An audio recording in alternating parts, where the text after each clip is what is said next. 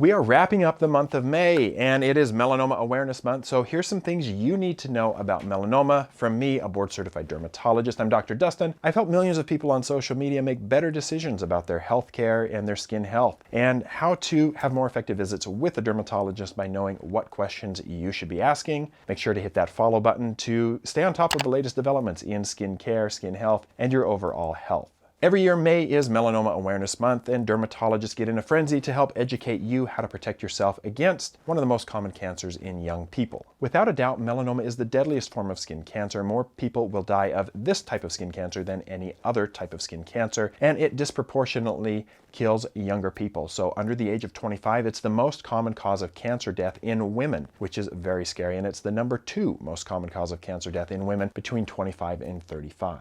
This year alone, almost 200,000 people will be diagnosed with melanoma, whether that's melanoma in situ or invasive melanoma. A melanoma in situ is when it's just in the top layer of the skin and it carries an excellent prognosis. That's why it's important to get regular skin screenings with a dermatologist, because if you can catch a melanoma before it has broken through the epidermis, you're likely to have a very good outcome and an excellent survival prognosis. Because of the increasing incidence of melanoma, there's well over 1 million people, almost 1.3 million people living with melanoma right now, undergoing treatments, and this is something that we as dermatologists and a community of skincare professionals want to see reduced. We'd like to eradicate melanoma, and the ways that you can do that is to first protect yourself against ultraviolet light exposure. Now, many melanomas do appear in sun-exposed areas. We see lots of lentigo maligna, melanoma in situ, and invasive melanoma on the arms, the back of the hands, the face, neck, the ears, and these are areas that are impacted by sun exposure regularly, and you can protect yourself by wearing sunscreen consistently. Dermatologists recommend an SPF 30 or higher. Make sure it's water resistant if you're playing outside, if you're swimming, if you're exercising or doing work where you're sweating significantly. Make sure that you put that on in the morning and then reapply if you're going to be out for a while. Every 2 hours is what is recommended to reapply that sunscreen. There are melanomas that occur in areas that are not sun exposed, and there's many reasons for that. There can be genetic mutations that are carried in families that increase your risk for melanoma and pancreatic cancer, for breast cancer. There's a lot of overlap between some of these tumor syndromes. So just because melanoma can occur in non-sun exposed areas doesn't mean you shouldn't be wearing sunscreen. The things that you need to do to identify a melanoma, you need to be able to identify the risk factors for a melanoma, whether it's in a sun exposed area or in a sun protected area, like on your backside or where the sun don't shine.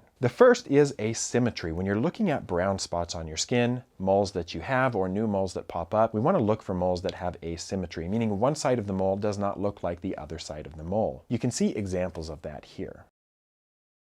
The next thing you want to look for is B, the border. An irregular border can be a concerning sign. Most benign, normal-looking moles will have a smooth, round border. If you start to see notches in that border, where it's jagged, that can be a concerning sign that you should bring to the attention of a dermatologist. The next thing to be aware of is color. The color of a mole. Typically, we'd like to see moles that have a tan color that's very bland, one color. When we start to see tan and brown and dark brown and black or red, when all of those are appearing in one mole, we're seeing multiple colors, that's a very concerning sign that that mole could be melanoma. The next one is D for diameter.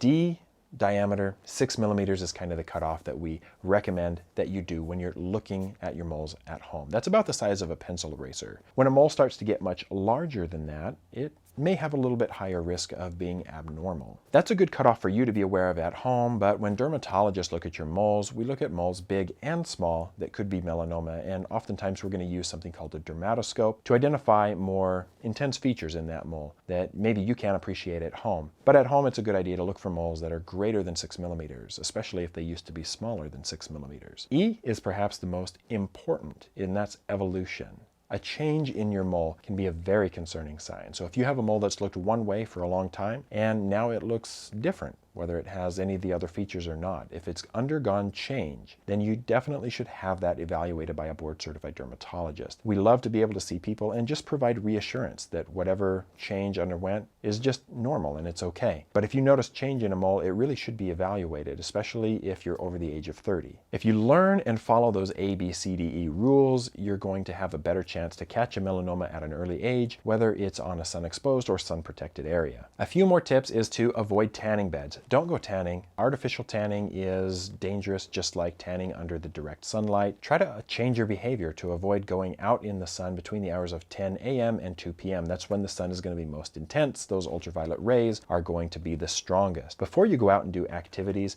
check the UV index. That's something that you can get from almost every local weather service to see the intensity of the sun exposure that day. And if it's going to be very intense and you can postpone or do your activities at a different time of the day, that might be valuable to you. In addition to wearing sunscreen, look for sun protective clothing. It's going to have a UPF rating generally of 50 or higher. Wide-brimmed hats, those types of things will help to protect you from the development of skin cancer, so that every year when we talk about these updated melanoma statistics, you don't become one of them. As a dermatologist who treats, identifies, diagnoses, and removes melanoma, I would hope that I won't have to do that for the rest of my life. I want to see melanoma completely eradicated. I know that that's a lofty goal, but dermatologists want this to happen, and you can protect yourself by learning the signs of melanoma to diagnose it early, getting routine skin checks with your dermatologist, and avoiding the types of behaviors that will increase your risk for developing a melanoma. I hope you found this information helpful. If you know somebody that still goes tanning or isn't protecting their skin well enough, make sure to share this video with them so that they don't put themselves at risk for developing a melanoma. I'm Dr. Dustin, board certified dermatologist, and I look forward to seeing you guys back on the next video.